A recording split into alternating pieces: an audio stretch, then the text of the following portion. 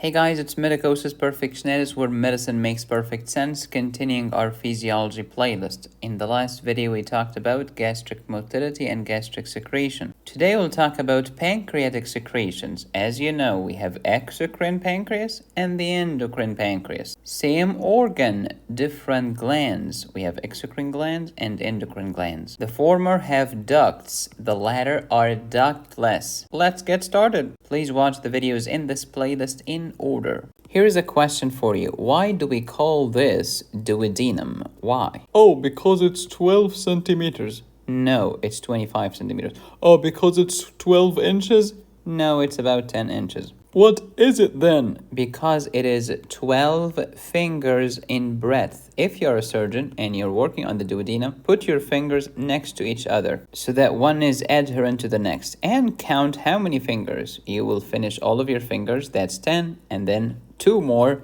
so it's 12 fingers. Remember that the stomach is important for digestion, not necessarily for absorption, because the stomach does not absorb anything, with very few exceptions, alcohol and aspirin, because they are highly lipid soluble, and because aspirin is acidic and the stomach is acidic, so acid gets absorbed in acid. Like absorbs like. Here is an integration tidbit. Alcohol and aspirin, the same two that are absorbed in the stomach, also can lead to hyperthermia because they are freaking uncouplers. We'll start by talking about the exocrine pancreas, then the endocrine pancreas. The exocrine is the digestive enzymes. The endocrine is the hormones like insulin, glucagon, and somatostatin. Exocrine pancreas, which means we do have pancreatic ducts and we will secrete the secretions to the nearby duodenum. Exocrine glands secrete what? Enzymes, not hormones. Here's the anatomy of the pancreas. Pause and review. You see this main pancreatic duct? Yeah, that is exocrine. In the exocrine part of the pancreas, the glands have duct. The secretions will go to the duodenum. The secretions are digestive enzymes, such as amylase, lipase, colipase, cholesterol esterase, phospholipase, trypsinogen, chymotrypsinogen, procarboxypeptidase, etc. So here is the exocrine pancreas, here is the endocrine pancreas. Pause and review. Enzymes versus hormones. Ducts versus ductless. Secretions will go to the duodenum via the duct. Secretions will go to the bloodstream because there is no duct. The exocrine pancreas, we're talking duct, and this duct needs an acinus. And as we have said before, who's gonna stimulate the duct? Secretin. And then the duct will be stimulated and do what exactly? It's gonna secrete water and bicarbonate. So it's water and electrolyte land. CCK, however, stimulates the acinus of the glands, and then they will secrete enzymes, not electrolytes, but enzymes. Here is secretin secreted by the S cells in the upper part of the small intestine. The S cells will go to the duct cells in the pancreas to tell them to secrete more water and bicarbonate. This will dilute the acidity that's coming from the stomach, and it will cause alkalinity, so the pH is alkaline, so that the enzymes in the duodenum can function. As for CCK, it's also known as pancreozymin, cholecystokinin, pancreozymin, pancreozymin, IN, it's a peptide or a protein. Zyme is an active enzyme. Pancreo, it's an enzyme that's active and it's targeting the pancreas. CCK is secreted by the I cell. Look at cholecystokinin. I am gonna tell the pancreas to secrete all kinds of digestive enzymes and put them into the duodenum. But hey, Medicosis, why do we need enzymes and hormones in the first place? To help with digestion and therefore absorption. My pancreas is here. It's gonna secrete trypsinogen, which is inactive. The enteropeptidase from the duodenum or the small intestine will activate the trypsinogen into trypsin. It's a smaller protein, but it's more active than the trypsinogen. Why do we do that? In order to protect the pancreas from being digested by its own enzyme, because trypsinogen doesn't care, it will kill any protein, it will break it down. Do you want it to break down the proteins inside the pancreas? No, therefore make it in an inactive form and then activate it later when it comes in contact with the food in the intestine, not in the pancreas. My exocrine pancreas will also secrete procarboxypeptidase, which will be converted into carboxypeptidase in the intestine. Also chymotrypsinogen, which will become chymotrypsin. Here is your lovely pancreas. It's gonna secrete chymotrypsinogen, which will become chymotrypsin thanks to the intestinal enteropeptidase. The word entero means intestine. Peptide ACE, an enzyme to break down peptides.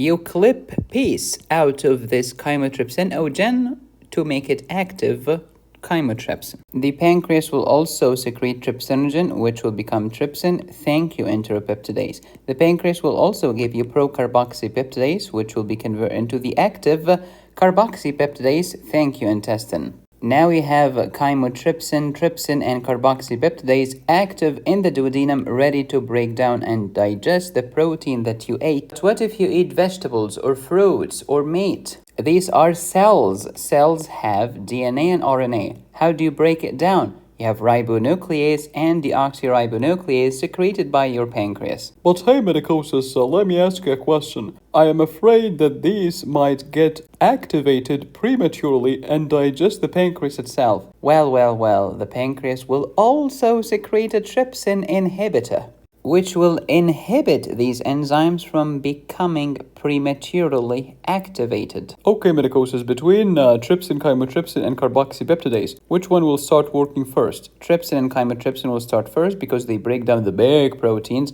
into smaller peptides. Then the peptidase will act on the peptides and break them down into smaller amino acids. All of this was the story of the pancreas digesting protein. How about the pancreas digesting fat? The pancreas will secrete lipase, colipase, phospholipase, and cholesterol esterase. Help me break down lipids. And just like a pilot needs a co-pilot, lipase needs colipase for help. Phospholipase will break down phospholipids like the ones in the cell membrane. And don't forget that when you're eating, you're probably eating cells. Cells have cell membrane. Duh!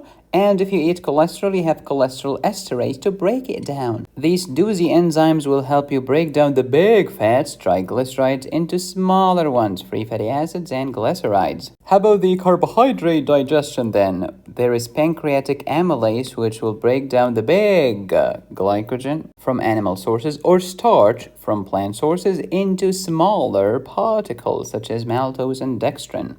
Pause and review. So the pancreas is helping me digest lipids, digest carbohydrates, and digest proteins. Pause and review. Some textbooks will refer to trypsin and chymotrypsin as endopeptidases and to carboxypeptidase as an exopeptidase. What's the difference? Well, the endopeptidases will work on the big proteins. And then when you have them down to peptides, exopeptidases will take over and break down the peptides into amino acids. You can also say that exopeptidases are acting on the terminals of the chain, on the left side and the right side of the amino acid chain. If you eat carbohydrates, the pancreas can help you. Thank you, amylase. If you're eating proteins, the pancreas can help you. Hashtag trypsin, chymotrypsin, carboxypeptidase, and proteases. And don't forget ribonuclease and deoxyribonucleases. Even if you eat fat, pancreas will help you. Thank you, lipase, colipase, phospholipase, and cholesterol esterase. Who's gonna help the pancreas digest your fat? The answer is bile. Bile will emulsify. Pancreatic enzymes will digest. Let's get those doozy secretions out of the pancreas. Alright, here is my duodenum and here's the blood. Like any cell that secretes, you need to have access to the bloodstream to get your raw materials from the blood. And you need to have access to the target, in this case the duodenum, to dump your secretions onto it. Since we started here, this is called the basolateral border. And then we go up until you reach the apical or the luminal border near the lumen of the duodenum. Begin with the end in mind, as Dr. Stephen Covey said. What's the end? Well, I want the duodenum to be alkaline. Oh, so you need to dish bicarbonate into the duodenum. Yes, alright, let's get it. Actively transport because it's so important for you. I'm going to actually spend ATP here. Where did you get that bicarbonate from? From carbonic acid. Where did you get the carbonic acid from? From carbon dioxide and water. It's the classic story of carbon dioxide, which results from metabolism, and water, which is 60% of your total body weight. Lump them together. Thank you, carbonic anhydrase. You have carbonic acid. And then the H will go to the blood, causing an acidic tide. The base will go to the duodenum, causing an alkaline medium in the duodenum. So when you dish the base to the duodenum, you have to dish the acid to the blood. The duodenum is becoming more alkaline and the blood is becoming more acidic. What's the function of this acidic tide? To neutralize the alkaline tide that's coming from the stomach. And since this is negative, it's going to attract the positive, which is sodium, and sodium is going to attract water, hashtag osmosis. Now we have secretion that is doozy, rich in bicarbonate and water, which will help you ameliorate the acidity that's coming from the stomach and make it more alkaline. As for the acidic tide, it's going to neutralize the stomach's alkaline tide. Remember what we talked about in the last video. This is the parietal cell of the stomach. It is secreting the acid towards the cavity of the stomach. This is HCl or hydrochloric acid. When you dish the acid this way, you will have to dish the base the other way, causing an alkaline tide in the blood. This alkaline tide will be neutralized by the acidic tide in the duodenum. Can the pancreas help you digest fat? Yes, not just fat, but the fat-soluble vitamins as well. What are the fat-soluble vitamins? K, E, D, and A. In order for you to digest and absorb fat, you need 3 organs to be functioning. Number 1, the pancreas. 2, liver and bile.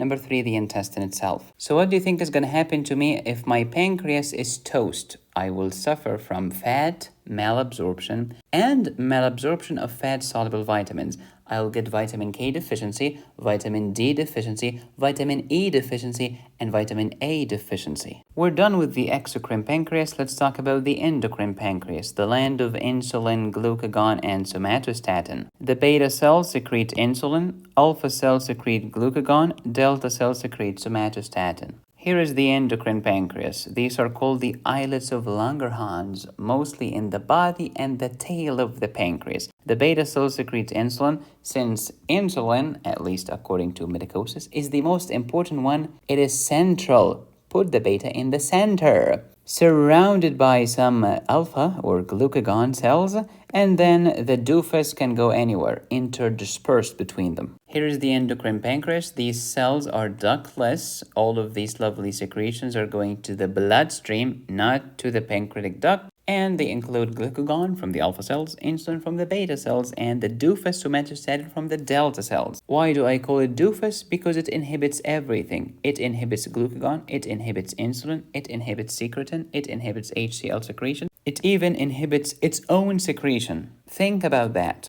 Glucagon is important when you are fasting because it will help you raise the blood sugar. Insulin is important when you're feeding, when you're eating, because it will help lower the blood sugar. Where's that sugar going? It's leaving the blood and going to the cell so that the cell can use it if you need it right now, hashtag glycolysis, or the cell can store it for a rainy day, called glycogen synthesis or glycogenesis. As for the doofus somatostatin, it's a universal inhibitor. Here's the doofus somatostatin from the delta cell. Doofus, delta cell. What does it do? It's a doofus. It inhibits everything. It inhibits motility of everything. It inhibits secretion of everything. It even inhibits its own secretion. In pharmacology, there is a medication that is mimicking somatostatin, and it's called octreotide. Anytime you have a patient who's hypersecreting anything, you can give octreotide. Hi doctor, I have an insulinoma. That's a tumor secreting too much insulin. Give octreotide to inhibit it. Doctor, I have a glucagonoma, which is a tumor secreting too much glucagon. Give octreotide. Doctor, I have a tumor secreting gastrin. It's a gastrinoma. Give octreotide. It will inhibit it. Doctor, I have a somatostatinoma, which is a tumor secreting too much somatostatin. Also give octreotide because it inhibits its own secretion. When you're fasting, you need glucagon from the alpha cells. Glucagon will break down the big glycogen into smaller glucose and provide you with energy when you're fasting. The opposite happens when you're feeding. The beta cells will give you insulin, which will cause glycogen synthesis so that you take that glucose and build it up into bigger glycogen and store it for a rainy day. How does the pancreas secrete insulin? I'm glad you asked. You start eating, so sugar is going to rise up in the blood. Here's the blood, here is glucose. This glucose will find its way into the pancreatic cells, and the door will open. What's the name of the door? GLUT2, glucose transporter number 2. Glucose is now inside the pancreatic beta cell. Glucose will become glucose 6-phosphate and on and on and on as you continue your glycolysis. Glycolysis will release lots of ATP. So the ATP to ADP ratio will increase increase because you're increasing the numerator by making more ATP. This increased ratio will close this potassium channel, shut it down. So now potassium is trapped in the cell and cannot leave because the channel is closed. When something positive stays inside the cell, it causes depolarization. Hashtag activation. Activation of what? Of the calcium channel. The calcium channel is going to open and let the calcium in. Calcium is the hero of contraction. Calcium, contraction of the vesicle. Pew! All of the insulin is going to end up, not just insulin and C-peptide are going to reach your bloodstream. And this insulin will float into your blood and will tell every cell, hey cell, why didn't you take some of that glucose? Because we just ate. We have tons of it in the blood. I do not want to develop hyperglycemia, so please take that glucose and shove it in your mouth, said the insulin to the cell. If you want to understand hormones well, I want you to divide endocrinology into two different worlds, two stands. There's the insulin stand and the glucagon stand. Insulin stand includes only insulin. Glucagon stand includes almost everything else. Glucagon, cortisol, epinephrine, and thyroxine. All of them act in the same manner. Insulin is the opposite manner. What do you mean by that? Insulin is anabolic. All of these doofuses in the glucagon world are catabolic. I'm talking glucagon, cortisol, thyroxine, epinephrine, etc. They are catabolic. They break down stuff, but insulin builds up stuff. Okay?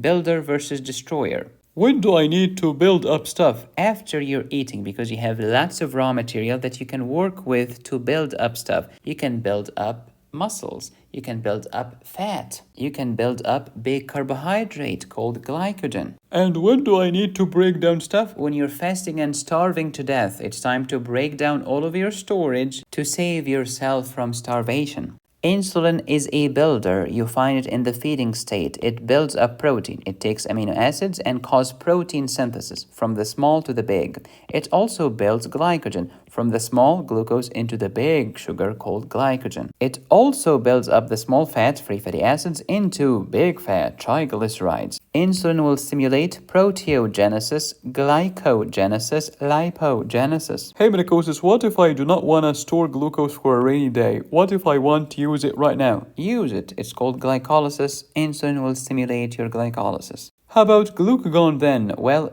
glucagon and epinephrine and thyroxine and cortisol, all of them are destroyers. They break down stuff. They are catabolic. Protein catabolic into amino acids, and then by the way you can take some of these amino acids and make glucose called gluconeogenesis. Break down the glycogen into smaller sugar called glucose. Break down the triglycerides into free fatty acid. Anytime you do this, you will get ketone bodies as well. That's why the glucagon world are pro-ketosis, but insulin is anti-ketosis. By the way, you can take some of these fatty acids, some, not all of them. Some of them can become glucose in gluconeogenesis as well, and this will happen under the supervision of glucagon. This is one of the most important slides in biochemistry, because medicine makes so much sense once you understand what the flip you're talking about. A tale of two cities. It was the best of times, it was the worst of times. It was the age of wisdom, it was the age of foolishness. It was the epoch of belief, it was the epoch of incredulity.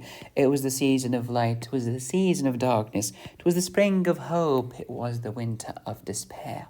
Medicosis is gonna write the tale of two hormones, insulin versus glucagon. It was the land of anabolism. It was the land of catabolism. It was the age of proteogenesis. It was the age of proteolysis. It was the epoch of lipogenesis. It was the epoch of lipolysis. It was the season of glycogenesis. It was the season of glycogenolysis. It was the spring of anti-ketosis. It was the winter of ketone bodies. What are the ketone bodies? Acetone, acetoacetic acid, and beta-hydroxybutyric acid. Notice I said acid. So if you have a condition that releases acids into the blood, you can get acidosis. How about patients who do not have any insulin, such as type 1 diabetes? Well, they do not have the insulin land. The only game in town is the glucagon land. They have tons of ketone bodies. These are acids, and they get something called diabetic ketoacidosis. Here are the ketone bodies: acetone, acetoacetic acid, beta-hydroxybutyric acid. Acetoacetate and beta-hydroxybutyrate are important biochemically. As for acetone, it's important clinically because it gives you a distinct odor that the doctor can recognize. Glucagon is pro-ketosis, but insulin is the major anti-ketogenic hormone in the entire human body. Never ever forget this. Here is insulin, here is the insulin receptor. The ligand alone is not active, the receptor alone is not active, but the ligand receptor complex is super active. You want some pathology? What if I have a problem here? We call this type 1 diabetes, where you have no insulin. What if I have a problem here? We call this type 2 diabetes. You do have insulin, but the receptor is not listening. It's called insulin insensitivity. So, in type 1, where you have no insulin, remember that insulin was the major anti-ketogenic hormone. Without insulin, there is no anti-ketosis. Instead, we get ketosis. It's called diabetic ketoacidosis. With type 2 diabetes, yeah, you have some insulin. It's not working, but you do have insulin, and insulin is anti-ketosis. That's why ketosis is less likely than type 1. You will have another disaster. It's called hyperosmolar, hyperglycemic, non-ketotic syndrome. Why non-ketotic? Because insulin is anti-ketosis and you do have insulin. Pause and review. When you're fasting, it's the glucagon world. Glucagon is GS coupled. It's going to stimulate adenylate cyclase, and this will raise your cyclic AMP. Look at that. Glucagon receptor is a G protein coupled receptor, particularly GS. S stands for stimulation. Stimulation of what? Of adenylate cyclase to convert ATP into cyclic AMP to activate protein kinase A. Here is glucagon. It's GS coupled. I'm going to activate adenylate cyclase, which converts ATP into cyclic AMP, which will activate protein kinase A. A kinase is an enzyme that adds phosphate. So the enzyme will become enzyme phosphate. Transporter will add a phosphate to that. Receptor will be phosphorylated, etc., etc., etc. Going from here to here is the glucagon world. However, insulin will do the exact opposite. Insulin will activate a phosphatase to go from here to here. It's a tale of two worlds. So glucagon will phosphorylate the rate-limiting enzyme all over the biochemistry textbook. Conversely, insulin will dephosphorylate the rate-limiting enzyme. This fact alone will save you hours in biochemistry. How can I convert ATP to cyclic AMP?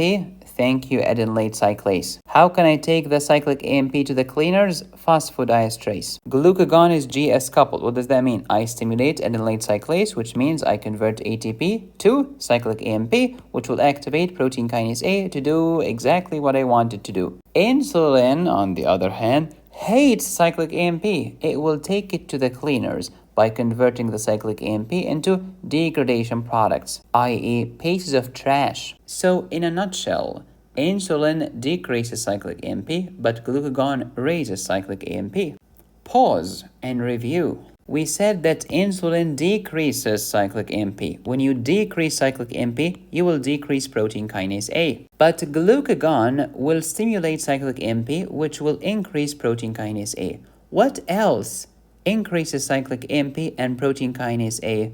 Beta 1, beta 2, and beta 3 stimulation, or agonists. Put differently, glucagon is very similar to the sympathetic nervous system, which makes perfect sense because when you're running from a tiger, this is not a feeding state. This is a catabolic state. It's time to break everything down to give me energy right now, otherwise I will die. That's why they share the same biochemical mechanism. Just think about that. You want to take it to the next level? If glucagon and beta agonists are the same, therefore, glucagon and beta blockers are opposites. Do you know what the antidote to beta blocker toxicity is? Answer, glucagon. Because glucagon is the opposite of beta blockers. Glucagon is similar to beta agonists, but the opposite of beta blockers. Quick review on the feeding state. You just had a meal. You have carbohydrates. When we digest them, they become monosaccharides. The proteins become amino acids. The fats become